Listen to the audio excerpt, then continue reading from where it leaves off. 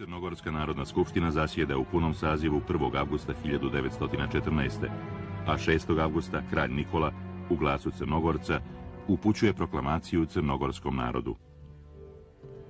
Crnogorci, sudbonosni čas je kucnuo.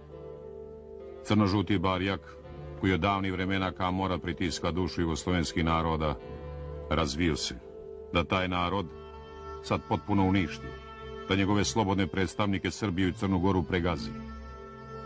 Crnogorci, krv se lije na Dunavu, Savi, Drini, lije se na granicama naše moćne zaštitnice Rusije i njene saveznice Francuske. Pa sad ko je junak, na oružje. Ko je junak, nek slijedi koracima dva stara srpska kralja da ginemo i krv prolijevamo za jedinstvo i slobodu zlatnu. Na našoj su strani Bog i pravda. Mi smo štjeli mir, nametnut nam je rat. Primite ga kao uvijek, primite ga srpski i junački. A blagoslov vašeg starog kralja pratit će vas u svim vašim podvizima. Živjeli moji mili Crnogorci, živjelo naše milo srpstvo, živjela naša moćna zaštitnica Rusija i njeni saveznici.